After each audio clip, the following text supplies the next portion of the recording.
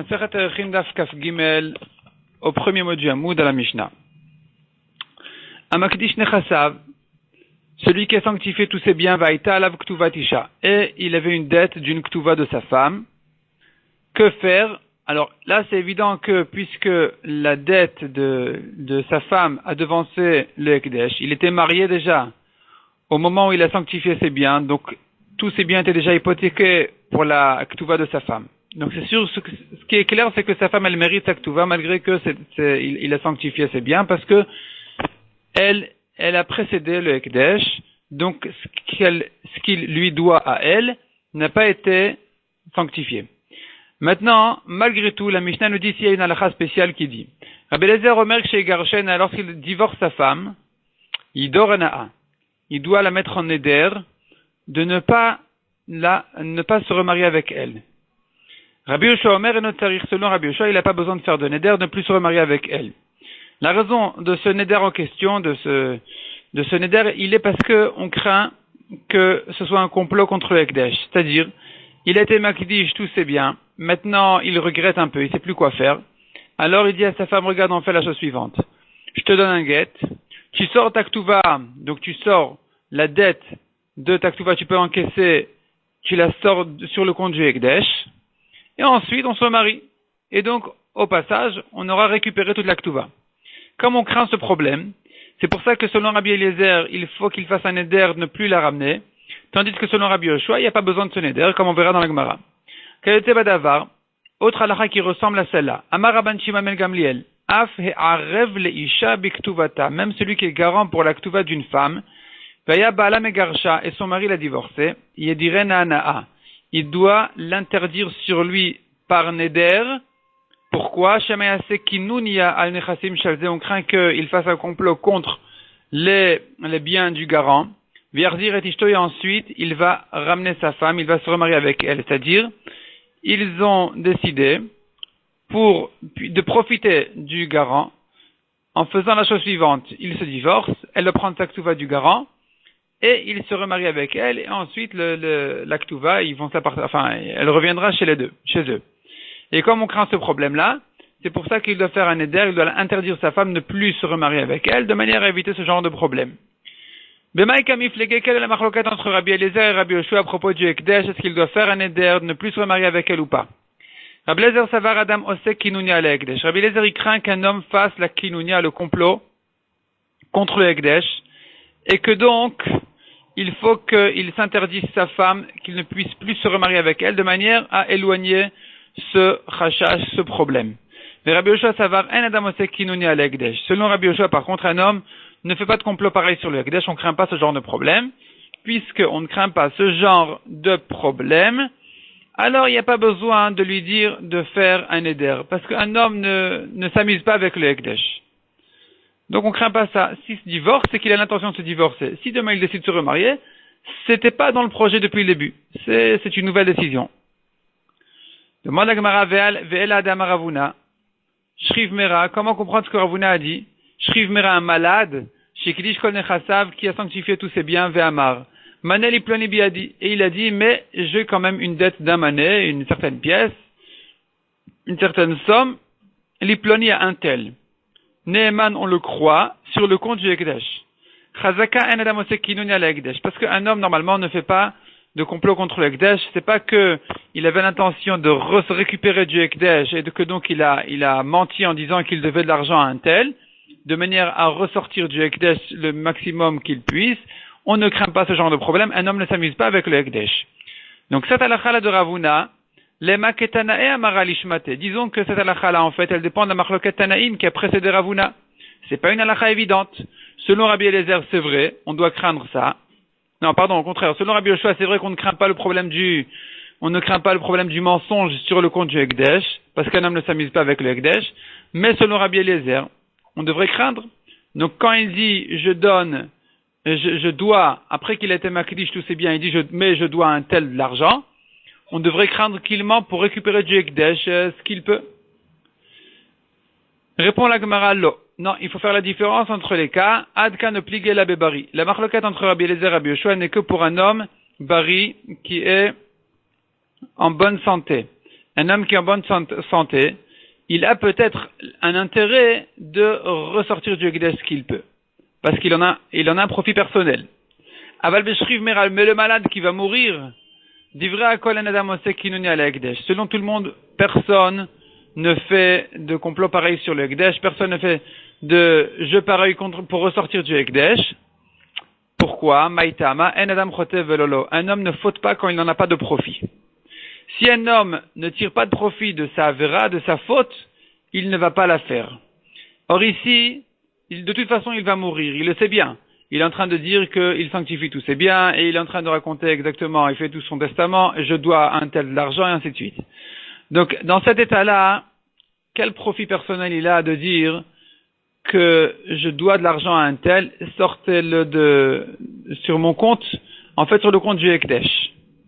Il n'a pas de profit personnel, donc il ne ment pas selon tout le monde.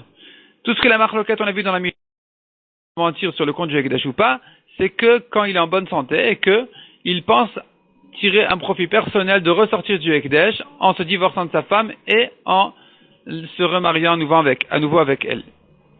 Ikade Amre, deuxième version du Lagmara, il y en a qui disent Bebari de Kula al maloplige, s'il est en bonne santé, selon tout le monde, Adam Ose Kinuni al Ekdesh. Il faut effacer la parenthèse. Donc, selon tout le monde, Adam Ose Kinuni al Ekdesh, selon tout le monde, on doit craindre qu'il risque de mentir pour ressortir du Ekdesh qu'il peut. Et si c'est comme ça, alors se pose la question, pourquoi est-ce que selon Rabbi Yoshua, quand il se divorce de sa femme, il n'y a pas besoin de faire de neder, de l'interdire sur lui? Pourtant, on devrait craindre ce problème. On devrait craindre qu'en réalité, son intérêt, c'est de ressortir du Ekdesh. Et que c'est pour ça qu'il se divorce. Ve'acha, répond la Gemara, beneder shudar berabim kamiflege. Ve'acha ici, la marloquette, elle est à propos d'un neder qui a été fait en public. Mar savar yesh la afara, ou mar savar en la afara. Donc la marloquette, elle est que selon Rabbi Eliezer, un neder pareil, on ne peut plus l'ouvrir, on ne peut plus le permettre, on ne peut plus l'annuler, c'est terminé. Selon Rabbi Yoshua, yesh lo afara, on peut annuler ce neder. Donc cet homme-là, selon Rabbi Yoshua, qu'est-ce qu'il va gagner? Qu'est-ce que nous, on va gagner? On va lui dire, fais un neder, ne plus te remarier avec ta femme, ne plus profiter d'elle. Il dit, aucun problème, je fais un neder en public, de ne plus me remarier avec ma femme. Aucun problème. Maintenant, demain, donc il s'est divorcé, elle a pris sa ketouva. Demain, il va chez le Chacham, il lui dit, écoute, j'ai fait un neder, mais si seulement je savais que je ne pouvais pas me débrouiller sans ma femme, évidemment que jamais de la vie, je n'aurais... etc., etc., etc. Le Chacham, il va lui dire, moutarlach, moutarlach, moutarlach, tout est permis, le neder est annulé. Malgré que ce neder a été fait en public, selon Rabbi Yoshua, on peut l'effacer, on peut l'annuler. Maintenant, il va se remarier avec sa femme. On n'aura rien gagné de tout ce neder. Qu'est-ce qu'on aura gagné? Rien du tout. Finalement, il aura sorti du Ekdesh, il se sera remarié avec sa femme, et le neder, il a effacé facilement. Donc, selon Rabbi Yoshua, de toute façon, ça sert à rien le neder, puisque ça ne sert à rien. De toute façon, c'est pas la peine de le faire. Bibaïtema, deuxième explication, dit la Gemara, des coups, alma neder shudar berabim, selon tout le monde, un neder qui a été fait en public, yesh lo afara, on peut l'annuler. Donc, même Rabbi Eliezer est d'accord qu'un neder pareil n'a pas vraiment ne menace pas le mari. Ça ne l'embête pas. Ve'acha beneder shudar al da'at rabim kamiflege. Ici, il s'agit d'un neder qui a été fait sur l'intention des rabbim du public. Kamiflege. Sur l'intention de plusieurs personnes. Et là, pas leur présence forcément, mais sur leur intention, ça veut dire qu'il faut que les rabbim veuillent bien annuler le neder. Et là, il va chez le Chacham, et le Chacham il va lui dire, mais attends, mais le neder, tu l'as fait pas sur mon intention, tu l'as fait sur l'intention des rabbim. Qui dit que les rabbim veulent annuler le neder? Ici, il va amener 10 personnes, on va lui dire, non, c'est peut-être 10 autres. Un neder qui a été fait sur l'intention de 10 personnes, c'est là où on a une marloquette, est-ce qu'on peut l'annuler, oui ou non? Et donc, selon Rabbi Eliezer, c'est un neder qui n'a pas d'ouverture. Et donc, on aura enfin une solution pour éviter le problème du mensonge sur le compte du Ekdesh. Donc, pas du mensonge, mais du coup, ce qui a été fait contre le Ekdesh, en se divorçant et ensuite en récupérant sa femme. Alors, on lui dit très bien, tu fais un neder al dat rabim, sur l'intention des rabbim de ne plus te remarier avec elle. Et là, il va se retenir, il pourra plus faire son jeu. Selon Rabbi Yoshua, même un neder pareil peut être annulé.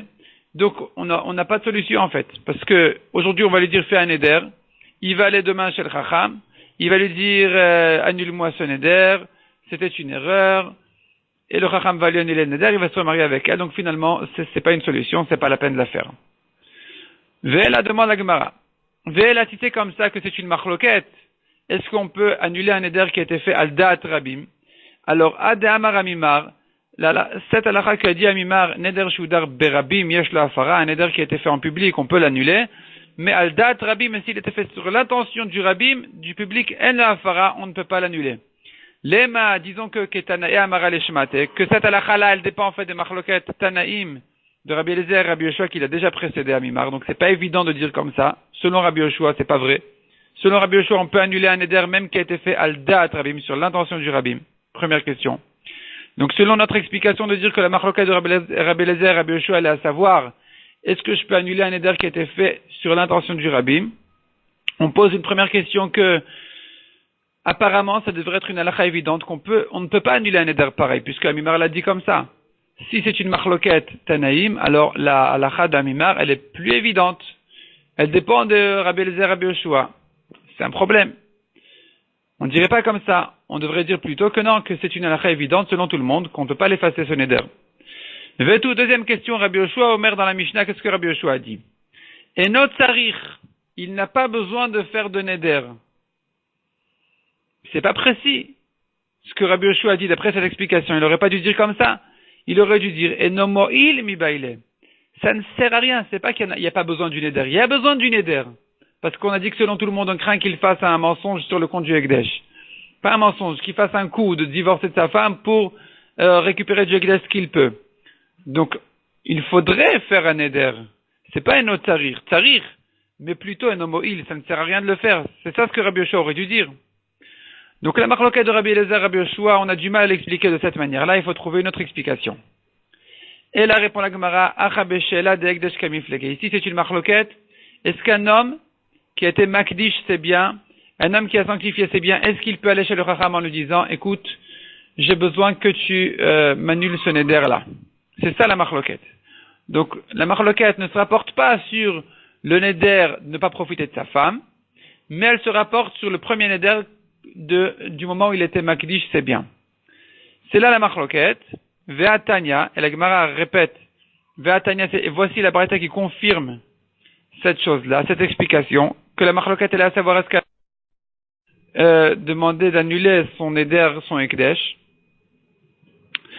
Et puisque ils sont en marloquette, est-ce qu'un homme peut annuler son ekdesh ou pas? On comprend maintenant ce que Rabbi Yoshua a dit. Rabbi Yoshua a dit enot sarich. Qu'est-ce que ça veut dire enot sarich?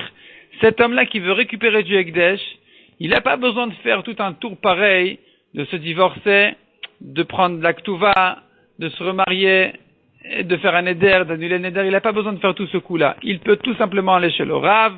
Il lui dit, j'étais makdish, mais bien, annule-moi ce neder.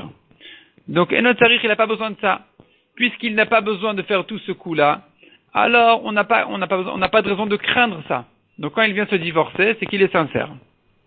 Ve'atanya la Gemara dit, voici la braïta qui confirme cette explication.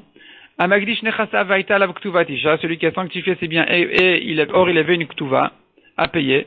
Rabbi Eliezer Omer kshu megarsha, lorsqu'il se divorce, il dort anaa, donc il doit faire un éder de ne plus se remarier avec elle, ne plus profiter d'elle. Rabbi Yoshua Omer et notre sarir, selon Rabbi Yoshua, il n'a pas besoin de ça, il n'a pas besoin de ce neder. Ve'amar Rabbi Elazar be Rabbi Shimon, Rabbi Elazar be Rabbi Shimon. Donc c'est Rabbi Elazar, le fils de Rabbi Shimon Bar Yochai, qui explique maintenant la marloquette de Rabbi Eliezer et Rabbi Yoshua en disant Henen divrei Bet Shammai, Henen divrei Bet Hillel. Ceux-ci sont les paroles de Bet Shammai et les paroles de Rabbi Yoshua sont les paroles de Bet Hillel. C'est-à-dire, chez Bet Shammai omrim Ekdesh taut Ekdesh, selon Bet Shammai, un homme qui a fait un Ekdesh en erreur, c'est quand même Ekdesh. Donc, il ne peut plus aller chez le Chacham pour lui effacer son Ekdesh. Selon Bet Shammai, donc, un homme ne peut pas enshela l'Ekdesh. Un homme ne peut pas demander de lui effacer un Ekdesh, puisque même si c'était en erreur, c'est quand même Ekdesh. Donc, qu'est-ce qu'il va dire au Chacham? Je me suis trompé. Le Chacham, il va lui dire, même si tu t'es trompé, c'est Ekdesh. C'est Bet Shammai qui dit comme ça. Et ainsi pense Rabbi Eliezer. Que cet homme-là qui était Magdish, c'est Nechassim, c'est bien, il n'a pas de solution d'effacer son Ekdesh. Et donc, il risque de faire toute cette histoire-là de se divorcer pour que sa femme ressorte sa ktuva du Ekdesh. C'est pour ça que selon Rabbi Eliezer, on a besoin de lui dire de faire un éder, donc sur l'intention des rabbim de ne plus se remarier avec elle, et de cette manière-là, on aurait évité ce rachage, ce problème. Tandis qu'on continue dans la Gemara, ou Bet Hillel Omrim Ekdesh Tautenu Ekdesh, selon Bet Hillel, un Ekdesh qui a été fait par erreur n'est pas Ekdesh, un homme peut aller chez le Chacham en lui disant, ouvre-moi ce Ekdesh, permets-moi, annule-moi ce Ekdesh, et puisque c'est comme ça, c'est ce que Rabbi Yoshua dit, et notre Tzarich, il n'a pas besoin de faire un éder ne plus se marier avec sa femme parce qu'il n'avait pas besoin de faire tout ce coup-là pour récupérer du Ekdesh. Il n'avait pas besoin de se divorcer pour que sa femme ressorte du Ekdesh Taktuva, il aurait pu le faire beaucoup plus simplement en allant chez le Chacham en lui disant j'ai été Magdish, je te demande de m'annuler ce Ekdesh. Donc on voit ici une braïta qui explique clairement comme ce qu'on a dit que la marloquette de Rabbi Eliezer et Rabbi Yoshua en fait est une marloquette est-ce qu'un homme peut annuler son Ekdesh, oui ou non. On a vu dans la suite de la Mishnah que, à propos du garant de la Ktuva, un homme qui divorce sa femme et il n'a pas d'argent pour lui payer la Ktuva, elle va récupérer sa Ktuva du garant. Ici aussi, il doit faire un éder, ne plus se remarier avec elle, de peur que tout ça soit un coup monté contre le garant pour récupérer l'argent de la Ktuva. Raconte la Gemara une histoire. Moshe Bar Atzri. Moshe, c'était le nom d'un homme. Bar Atzri, c'était son travail. Il devait faire de l'huile, peut-être. Arva de Kalteava. Il était le garant de sa belle-fille. Veravuna Bre, son fils, le fils de Moshe Bar Atzri, était Ravuna. Il s'appelait Ravuna. Peut-être pas le Ravuna connu, mais en tout cas, Ravuna, son fils. Tsurba Merabana Nava. Il était un Talmid Chacham. Udrik Alemilta, il était très pauvre. Amarabaye. Est-ce que personne ne peut donner un conseil à Ravuna de les garesh et d'évitou qu'il se divorce de sa femme, et qu'elle réclame sa ktuva de son père à lui, qui était le garant de la ktuva, et ensuite il se remarie avec sa femme. Et maintenant ils auront plus d'argent de la ktuva qu'elle aura pris de son beau-père. Amar le Rava a dit à Abaye, comment est-ce qu'on peut lui donner un conseil pareil?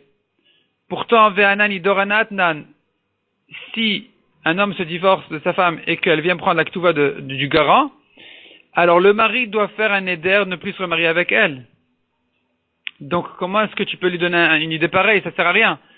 Il devra faire un éder, ne plus se remarier avec elle, donc il n'aura pas récupéré la ktuva. Ve'abaye, que pense Abaye de cette question? Est-ce que tout celui qui se divorce au Bedin, on devrait lui dire à Ravuna en question, de se divorcer à la maison, pas au Bedin, et donc personne ne va lui dire de faire de neder, et donc il ne fera pas de neder, il va se divorcer, elle méritera sa ktuva, elle ira chez son beau-père va lui donner la ktuva, il se remarie avec elle sans problème. L'Esaf Iglaimilta, finalement il s'est avéré des Kohen Ava, que ce Ravuna en question était Kohen. Et donc, puisqu'il était Kohen, alors tout ce coup monté ne sert à rien. Il va se divorcer, il pourra plus se marier avec elle, puisqu'un Kohen n'a pas le droit de se marier, Minatora, avec une femme divorcée, même si c'est sa propre divorcée. Amar Abaye, alors Abaye s'est exprimé de cette histoire, il a dit, Batar Anya Azla Aniuta. Derrière le pauvre, après le pauvre, la pauvreté le poursuit. La pauvreté, elle court derrière lui, et que donc finalement, encore on aurait pu lui trouver une solution si seulement il n'était pas Cohen, mais même cette solution-là, elle est tombée à l'eau, et donc finalement la pauvreté le poursuit partout où il va.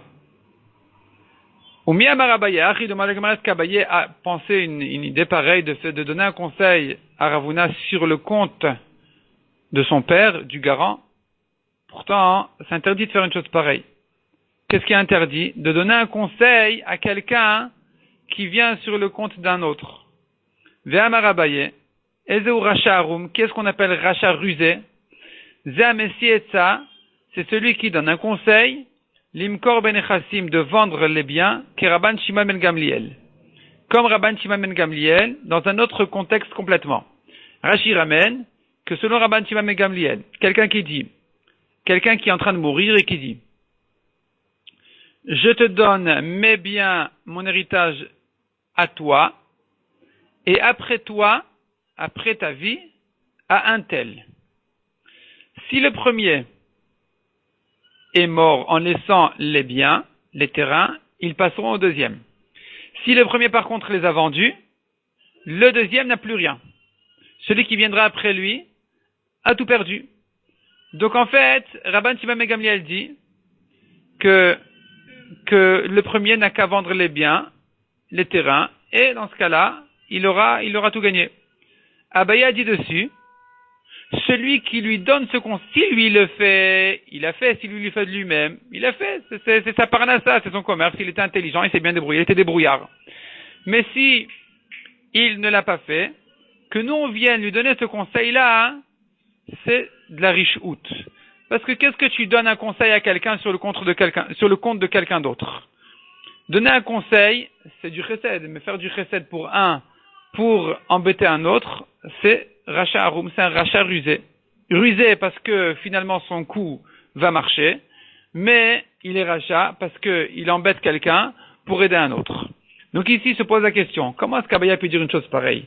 Tu donnes un conseil à Ravuna, et finalement celui qui va perdre de ce conseil-là, c'est son père, c'est Moshe Bar Atzri. C'est interdit de faire une chose pareille. C'est rachat haroum, c'est un rachat rusé de donner un conseil pareil. Répond la Gemara.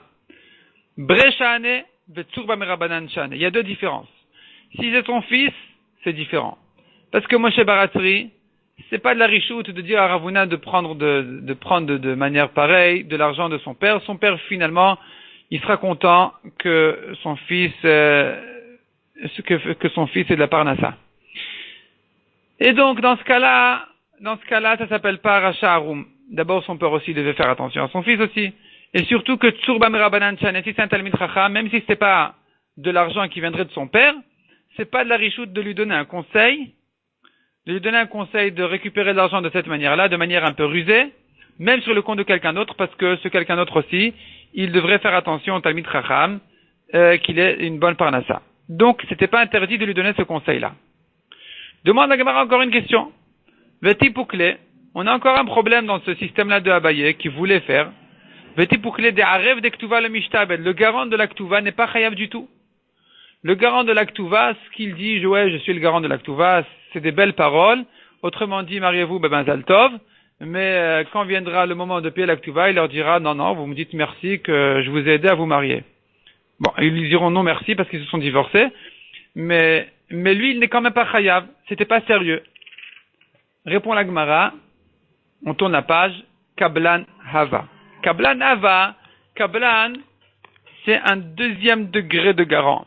C'est un degré de garant plus fort, où là, il peut pas dire, ouais, j'ai dit que j'étais garant, mais c'était pas sérieux. Kablan, c'est quelqu'un qui a reçu entre ses mains l'argent. Donc Rashi explique, Ravuna a donné une bourse à sa femme, avant de se divorcer, évidemment. Ils se sont pas divorcés finalement, puisqu'il était Cohen. Donc il a donné de l'argent à sa femme, peut-être même au moment du mariage, pour sa ktuva. Il lui dit, voilà, de cette enveloppe-là, tu pourras te servir de ta ktuva. Sa femme a donné à son beau-père, donc au père de son mari, à son beau-père à elle. Et lorsque son beau-père reçoit l'argent dans les mains, là, il s'engage à être garant à un degré où il ne pourra pas dire demain, c'était de la blague, c'était pas sérieux. C'était très sérieux, tu as reçu l'argent entre tes mains, maintenant c'est une... Comme si moi, la femme, je t'avais prêté cet argent-là, que donc tu me dois cet argent, cette dette-là. Je dois la recevoir de tes mains puisqu'elle est arrivée entre tes mains. Ça s'appelle Kablan. Kablan, même dans une Ktuva, il peut pas dire j'étais pas sérieux, il est quand même chayav. Donc c'était ça l'histoire ici chez Moshe Bar Atzri. Il était Kablan de la Ktuva de sa femme. C'est pour ça que Abaye voulait conseiller à Ravuna de se divorcer et de prendre la Ktuva de son père. Demande la Gemara Nicha Lemadamar Kablan, ça va bien selon celui qui pense que le Kablan afalgav delet nechassim le lové, même si le lové, l'emprunteur n'a pas de bien mishtabed, il s'engage, le Kablan s'engage quand même. Et le Lemadamar, mais selon celui qui pense que quand est-ce que le Kablan s'engage à être garant, c'est que si il voit que le lové, l'emprunteur, il a des terrains. Donc il se dit, bon, normalement, il ne doit pas y avoir de problème. Maximum, s'il y en a, alors effectivement, je serai garant, je vais rembourser la dette. Itle mishtabed, si le lové, l'emprunteur a des terrains, il a des biens, alors le kablan s'engage, let l'elom pas, alors même le kablan ne s'engage pas sérieusement. Donc évidemment le kablan ici, il ne s'agit pas que l'argent est resté entre ses mains, il l'a rendu à son fils. Donc je reprends, le khatan a donné à la kala l'enveloppe, la kala a donné au garant, le kablan, son beau-père dans ce cas-là, l'enveloppe, il s'est engagé comme un kablan, et ensuite évidemment que l'enveloppe est revenue chez le couple.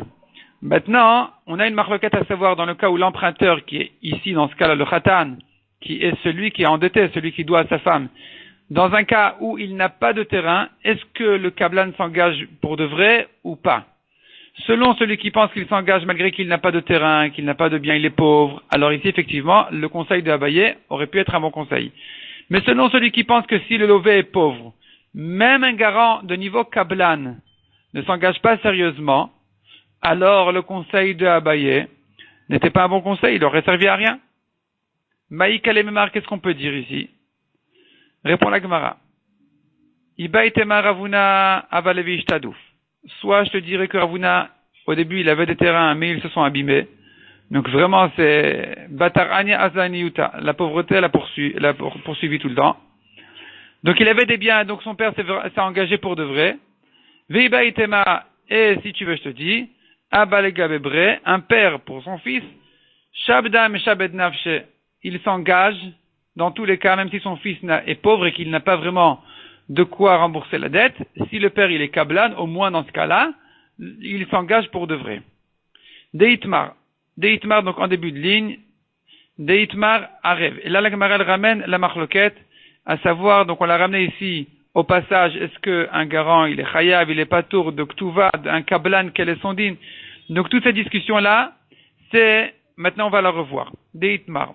Arev de ktuva, divrei akol, le garant d'une ktuva selon tout le monde, l'homme ishtabed, il ne s'engage pas du tout. Kablan de Baal Chov, un garant du degré de Kablan dans un Baal Chov, un prêteur, pour un prêteur, divrei akol mishtabed, selon tout le monde il s'engage pour de vrai, parce qu'il y a eu pour de vrai un prêt. C'est pas il pourra dire, dites-moi merci, je vous ai aidé à vous marier. C'est pas comme ça. C'est que le prêteur a sorti de l'argent de sa poche. Donc tu vois ici que c'est une histoire sérieuse.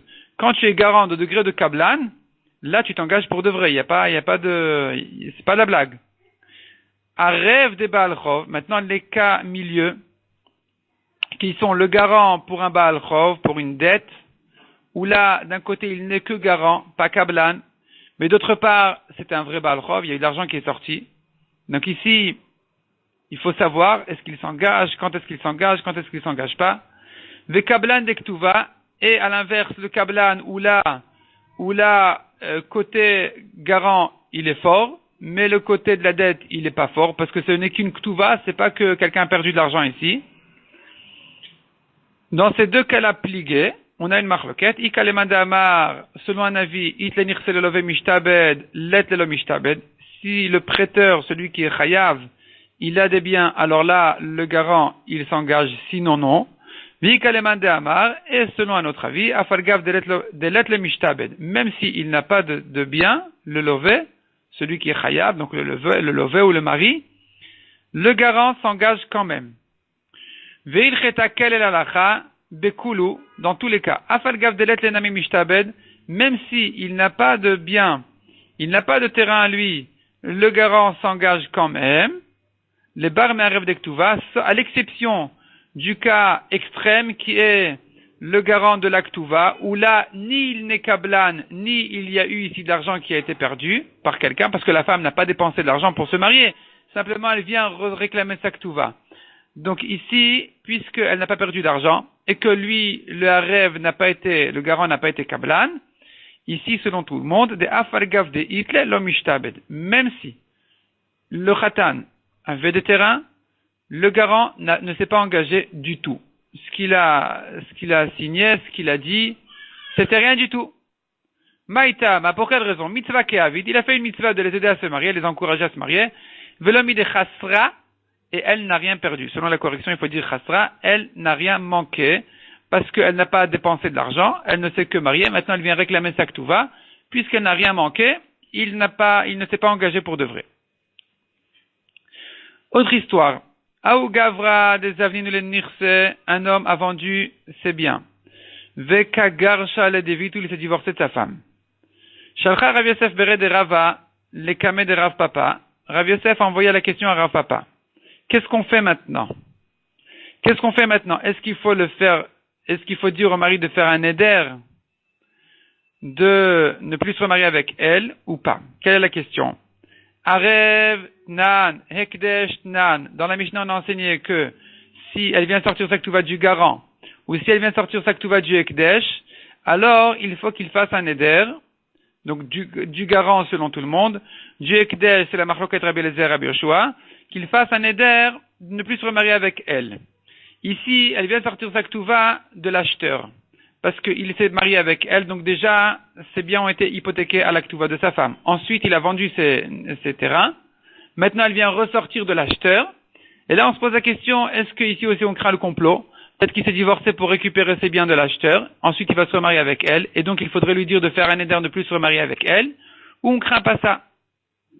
Amarle, alors il lui a répondu, Rav Papa à Rav Yosef, Tana kiruch la nershi venazil. Est-ce que tu crois que notre Tana, c'est un commerçant qui doit raconter à tout le monde toute sa marchandise? Oui, voilà, j'ai des tomates, j'ai des concombres, j'ai des bananes, j'ai des pommes de terre. Il doit dire et un rêve, et donc il doit dire, pardon, oui, c'est ça, et le garant, et quand la femme elle prend du garant, et quand la femme elle prend du ekdesh, et quand la femme elle prend de l'acheteur, ça que tout va, dans tous les cas, il doit faire un éder de plus se remarier avec elle.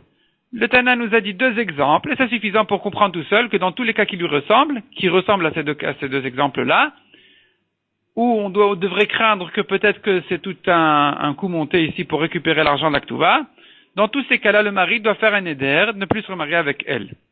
Donc, la réponse de Rav Papa est que ici aussi, il doit faire un éder, ne pas se remarier avec elle, puisqu'elle vient sortir sa Ketouva de l'acheteur. Nerde et Amre, mais Nerde ne sont pas d'accord avec ça, et ils disent qu'il faut faire la différence entre les cas de la Mishnah et le cas de l'acheteur. Detnan Tnan, ce qui a été enseigné dans la Mishnah a été enseigné, de Lotnan, ce qui n'a pas été enseigné, et donc c'est différent. Pourquoi? Amarav Meshar Shia Maïta Madenarde, quelle est la raison de Nardé? La raison, elle est qu'il y a une grande différence dans la svara entre les cas. Bishlama Ekdesh, Mishum, Revachde Ekdesh. Dans le cas du Ekdesh, ici on doit faire attention au gain du Ekdesh. Et donc, il faut faire doublement attention de ne pas, à ce que le Ekdesh ne perde pas. Donc, ici, c'est pour ça que le Bedin se mêle et dit, attention, tu viens te divorcer, qui dit que tu n'es pas en train de faire ici tout un coup monter pour récupérer tes biens du Ekdesh, donc tu dois faire un éder. Arev Nami, l'histoire du garant pour la Ketouva aussi, le Bedin fait attention.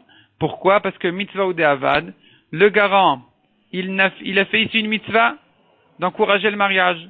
Velav midei chasra, et la femme n'a rien perdu. Donc ici, on doit faire attention à ce que ce garant-là ne perde pas pour rien. Et c'est pour ça qu'ici aussi, on dit au mari de faire un éder, de ne plus se remarier avec cette femme-là.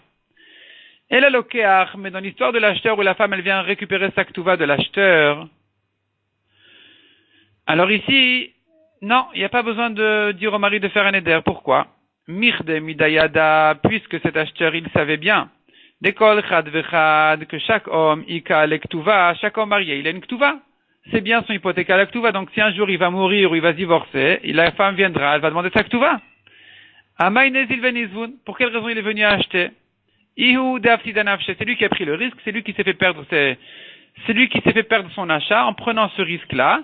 Donc nous, le Badi, on n'a pas à se mêler, on n'a pas à craindre que peut-être que tout ça c'est un coup monté pour récupérer les biens de l'acheteur. Dans ce cas-là, on ne demande pas au mari de faire un éder, la femme elle peut se divorcer, prendre sa ketouva de l'acheteur, ensuite il se marie Mazal Tov, et s'il se marie pas, eh ben, tant mieux pour eux aussi. Mishnah suivante au début de la ligne au milieu du Hamoud. Amakdish nechasav. Celui qui a sanctifié tous ses biens. Vaïta alav ktuva tisha u ba'al chov. Et il avait une dette de ktuva, sa femme, et une dette à son prêteur. En aisha yechola likvot ktuvata min ekdesh. La femme ne peut pas retirer sa ktuva du ekdesh. Velo ba'al chov et chovo, ni le prêteur sa dette ne peut la prendre du ekdesh, si ce n'est que en le rachetant du ekdesh, en donnant une petite pièce au ekdesh, pour racheter les terrains qui ont été sanctifiés du Ekdesh, et ensuite il peut se servir de toute la grande somme, de tout le terrain entier. Et la podé, mais celui qui rachète, il doit racheter, podé almenat iten laïcha, il rachète avec l'intention de donner à la femme sa ktuva, biktuvata, ou le balchov et trovo, ou bien au prêteur son prêt, sa dette. Donc, toujours on dit au propriétaire, avant de donner sa ktuva, ou avant de payer sa dette à son prêteur, quand il vient racheter du Ekdesh, qu'il donne une petite pièce au Ekdesh, et de cette manière-là, les terrains vont sortir du Ekdesh, et il pourra les donner à sa femme, ou il pourra les donner à sa femme, ou au prêteur, mais il n'a pas besoin de racheter à leur vrai prix, il suffit d'une petite pièce. Ou le Baal Chov, Ikdish Tishimane, on continue dans la Mishnah. Donc, Ikdish Tishimane, Vaya Chovom Me'amane. Si il a 90 manées et que la dette était de 100 manées, qu'est-ce qu'il fait ici? Mosif Od Dinar, le prêteur peut ajouter de lui prêter encore un dinar qui est une très petite pièce, ou Podet Anechasim Elu, et maintenant l'emprunteur aura donc cette petite pièce-là pour racheter entre guillemets ces biens-là qui en fait n'ont jamais été sanctifiés puisqu'ils étaient déjà hypothéqués au prêteur, mais il faut quand même faire ce jeu-là, de faire soi-disant ce rachat, almenat litan laïcha ktuvata ou balchov trovo, afin de donner à la femme sa ktuva et au prêteur sa dette. Demande la Gemara, lama il est memar à podé. Pourquoi est-ce que la Mishnah a eu besoin de dire que celui qui rachète, il rachète? Pourquoi ce rachat-là? À quoi ça sert? De toute façon, c'est pas Ekdesh. Il a sanctifié quelque chose qui était déjà hypothéqué à la femme, qui était déjà hypothéqué au prêteur. Donc, à quoi ça sert ce rachat? Répond la Gemara, Mishum de Rabbi Abaou. Dama Rabbi Abaou, Shelo Yomru, Ekdesh et Sebelopidon. Ça sert à ce que Rabbi Abaou a dit que les gens ne disent pas le Ekdesh sort sans rachat. Puisque les gens ne savent pas que c'était déjà hypothéqué, toute cette histoire-là, ils vont croire que la femme, elle prend du Ekdesh directement, le prêteur prend du Ekdesh directement. Donc il faut faire une marque de rachat-là pour montrer qu'on ne peut pas prendre du Ekdesh comme ça. Et donc il faut racheter pour même au moins une petite pièce. Matnitin de loke Rabban Shimon ben Gamliel. Notre Mishnah ne pense pas comme Rabban Shimon ben Gamliel, Detania, Rabban Shimon ben Gamliel Omer. Imaya chovo keneged ekdesho podé. Si la dette était comme la somme du Ekdesh, alors il doit faire ce rachat. Veimlav eno podé. Mais sinon, il n'y a pas à faire ce petit rachat de cette petite pièce-là. Si c'est pas la même somme exactement du Ekdesh avec la dette, on ne fait pas ce rachat. V'Rabanan, donc ça c'est Rabban Shimon ben Gamliel qui dit comme ça. Notre Mishnah qui ne pense pas comme ça, notre Mishnah qui dit que même si le Ekdesh était moins que la somme de la dette, comme on a dit, le Ekdesh il fait 90 et la dette elle fait 100. Dans ce cas-là aussi, dans notre Mishnah, il faut ce rachat. Donc selon Rabban Shimon ben Gamliel, c'est pas vrai. Dans ce cas-là, on ne fait pas ce rachat. Rashi donne deux explications pourquoi est-ce que le rachat ne se fait que dans un cas où la dette est exactement équivalente au Ekdesh. Mais s'il y a une différence dans la somme entre la dette et l'Ekdesh, alors dans ce cas-là, effectivement, il n'y aura pas de rachat à faire. Rashi donne deux explications. Soit on dira que dans ce cas-là, il n'y a pas de rachat à faire parce qu'il ne prend rien du tout du Ekdesh. La preuve, c'est que, pas la preuve, ou la svara, elle est de dire qu'il lui a fait confiance. Il lui a fait confiance, puisqu'il lui a prêté une somme qui n'était pas équivalente au bien, au terrain que cet homme-là avait. C'est qu'il lui a fait confiance que la dette va revenir sous une forme ou une autre. Et donc, puisqu'il lui a fait confiance, il n'a pas à retirer ça du Ekdesh. Deuxième explication dit Rashi, que dans un cas où c'est pas équivalent exactement à la somme du Ekdesh, à la somme de ces biens qui ont été sanctifiés, dans ce cas-là, il peut prendre du Ekdesh même sans rachat. Mais Rashi préfère la première explication. Donc finalement, si la dette est exactement équivalente au Ekdesh, dans ce cas-là, il peut racheter. Sinon, donc racheter, on a dit, ça veut dire il rachète pour une petite pièce, et soi-disant racheter. Et donc il peut prendre du Ekdesh. Sinon, il ne touche pas tous ses biens. Il doit attendre que son emprunteur s'enrichisse. Donc ça, c'est selon Rabban Shimon ben Gamliel. Dans notre Mishnah, on voit que c'est pas comme ça. Dans notre Mishnah, on voit que même si la dette elle est de 100 et que le Ekdesh n'est que de 90, ici aussi, il peut prendre du Ekdesh en faisant ce petit rachat. Verabanan, donc selon Rabbanan de notre Mishnah qui pense comme ça, Adkama, jusqu'à combien de différence il peut y avoir entre le Ekdesh et la somme de la dette pour lui permettre de prendre du Ekdesh en faisant ce petit rachat. Amaravuna baruda amarav, j'achète Adpalga jusqu'à la moitié. Jusqu'à la moitié, c'est-à-dire si je prête de l'argent à quelqu'un et que je vois qu'il a au moins 50% à me rembourser, ça s'appelle que je lui prête en comptant, en m'appuyant sur ses terrains. En me disant que, bon, au moins il a déjà 50% de rassuré de terrain hypothéqué. Mais si la dette elle est plus que le double des biens que l'emprunteur a, c'est que vraiment je lui ai fait confiance complètement. Et puisque je lui ai fait confiance, donc je n'avais pas vraiment l'intention de me baser sur ces terrains pour me permettre de lui prêter l'argent. Et puisque c'est comme ça, alors s'il les a sanctifiés, le prêteur ne peut pas toucher ce Ekdesh-là. Mishnah suivante. Afalpi chez Amrou. Là, on revient maintenant au Erechin. Afalpi chez Amrou, chayav Erechin, malgré qu'on a dit que quelqu'un qui est chayav d'un Erech, une valeur d'un homme ou d'une femme, mais mashkelin oto, le bedin il vient, il prend de force, quand il ne veut pas payer de lui-même. Notnin lo, cependant, on lui laisse mazon, de l'argent, de quoi s'acheter de la nourriture, shloshim pour 30 jours, ou ksuchnam asar chodesh, et des habits pour 12 mois. Mita mutzaat, un lit avec les couvertures, tout ce qu'il faut. Vesandalav, et ses chaussures.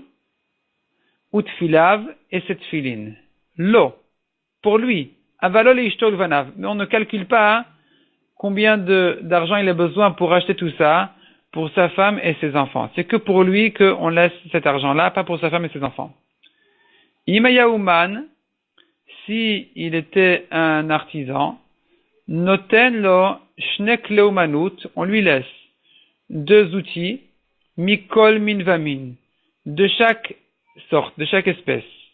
Charash, par exemple, le menuisier, notnin lo shne ma'atzadin ou shne megirot. On lui donne 2 ma'atzadin, qui est un outil qui sert à égaliser les planches, ou shne megirot et 2 scies. Il en a besoin, on lui laisse 2 et 2, et le reste on prend. Rabbi Eliezer Omer, Imaya Ikar, si c'est un paysan, noten lo tsimdo. On lui laisse 2 taureaux, de quoi labourer ses champs. Chamar, si il avait un âne, qui lui servait de parnassa, noten lo chamoro, on lui laisse son âne. Ayalo min echad merube ou min echad muat. Ça c'est un nouveau cas dit la Mishnah.